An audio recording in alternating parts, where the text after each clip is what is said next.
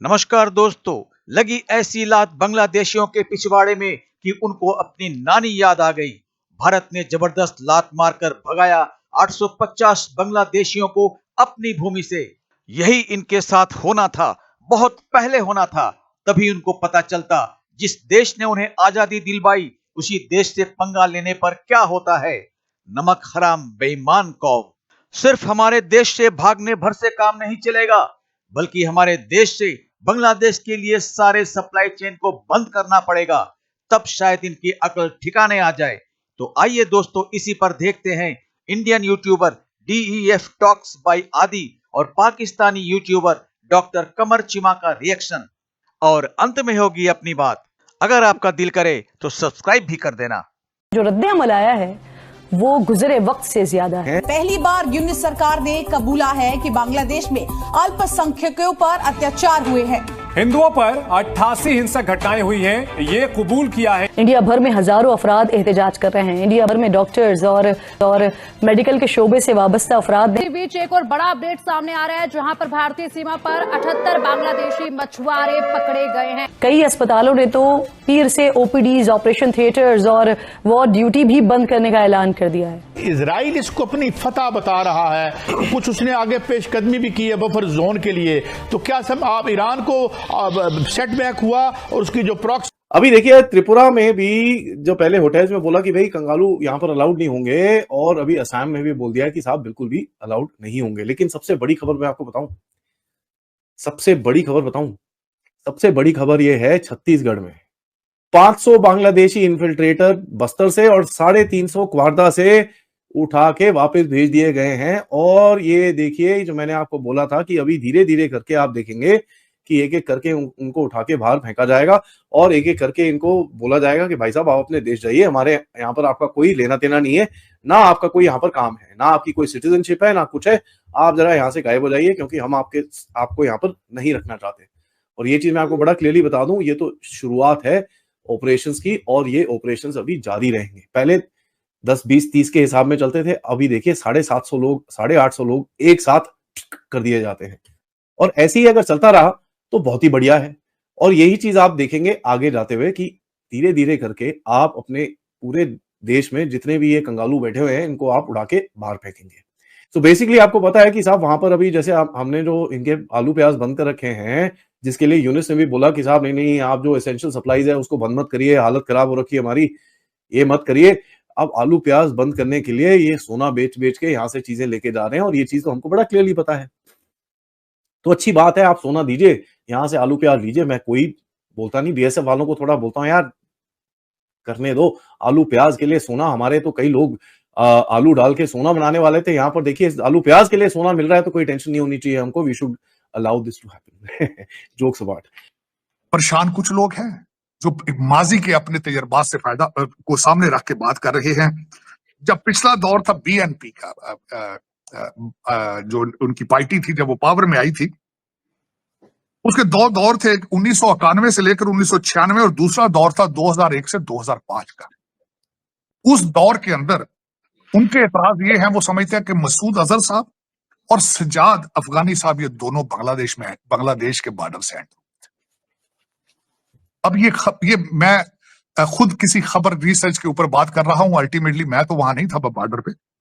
दूसरी चीज वो कहते हैं चीमा साहब के हेडली साहब, जो डेविड हेडली थे, और तहरार राणा जो थे, जो कि अमेरिकन और कनेडियन थे, जो कि मास्टरमाइंड जिन्होंने जो रैकी की थी बॉम्बे अटैक्स में, उनके भी बांग्लादेश के अंदर जो रवाबत थे, उनके साथ उनके राब्ते थे। जो उस वक्त LET लश्कर तैयबा, उसके भी कहते हैं बांग्लादेश के अंदर वो खुल खुला के फिर रहे थे।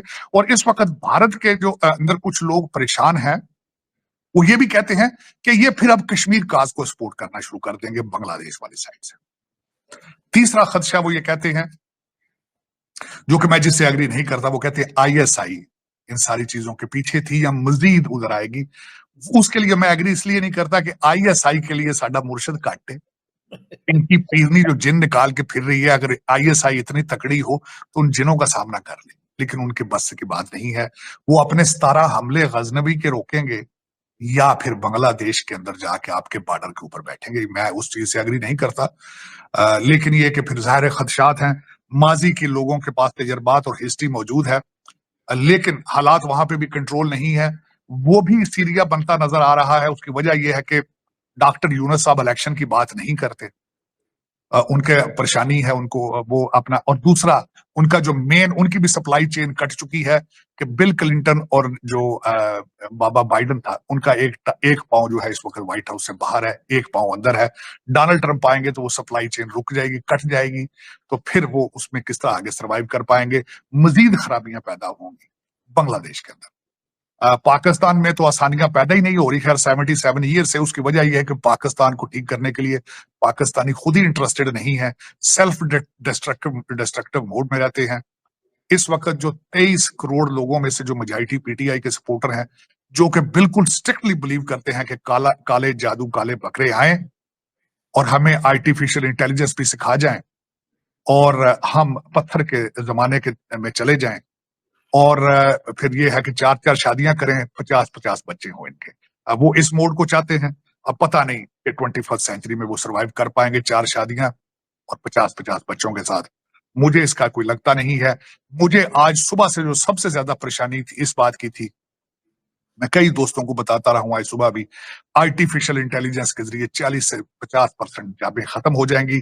फ्यूचर में डॉक्टरों की भी सुना जरूरत नहीं रहेगी, वकीलों की भी जरूरत नहीं रहेगी। आर्टिफिशियल इंटेलिजेंस ही आपका प्रिस्क्रिप्शन लिख दिया करेगा और अदालतें भी आर्टिफिशियल इंटेलिजेंस के जरिए आपके सारे केसेस को देख के सामने फैसले कर दिया करेंगे। मैं खुद, क्योंकि मेरा बच्चा वकील है, मेरे और इस तरह के जो है वो है, तो मैं तो इस चीज में परेशान हूं। लेकिन आप जो है, आपको मैं हमेशा दोस्तों को कहता हूं जो पाकिस्तान के, थोड़ा जा गुड़ कर रखा करो, छोले रखा करो, चने रखा करो, और 4 के कनिस्तर पानी दे ते मोमबत्तियां और लकड़ी का बंदोबस्त जरूर रखा करो, क्योंकि आपके इरादे बिल्कुल इस तरह ही।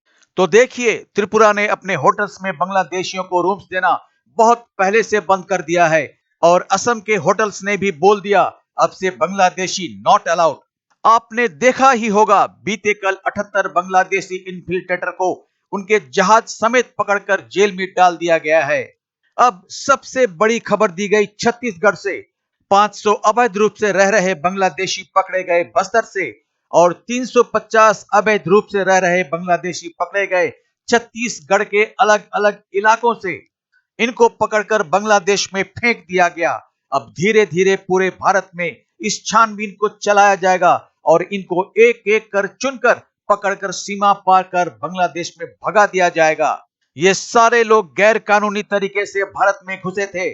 इंसानियत के तौर पर इन इन्फिल्ट्रेटर पर कड़ाई से कार्रवाई नहीं की गई थी। अब जब बांग्लादेश का रवैया भारत और हिंदुओं पर बद से बदतर होता जा रहा है, तब इन घुसपैठिए बांग्लादेशियों को वापस बांग्लादेश भगाना ही पड़ेगा। इसका पहला जबरदस्त एक्शन छत्तीसगढ़ से 850 बांग्लादेशियों को वापस बांग्लादेश भगाना है। इन गंदे नाले के कीड़े मकोड़ों को जितनी जल्दी हो सके अपने देश से लात मारकर भगाना ही होगा। आलू प्याज का एक्सपोर्ट जैसे ही भारत से बंद होने लगा, बांग्लादेश के chief of government Muhammad Yunus रोने लगा। इंडिया के फॉरेन सेक्रेटरी से गिड़गिड़ा कर कहा कि खुदा के लिए एसेंशियल कमोडिटीज का एक्सपोर्ट बंद मत कीजिए। इस पर यूनुस से एक ही बात कहना है, भारत को गाली देना और हिंदुओं पर अत्याचार करना पहले बंद करो। आज बस इतना ही, मिलते हैं अगली वीडियो में। तब तक जय हिंद, जय भारत।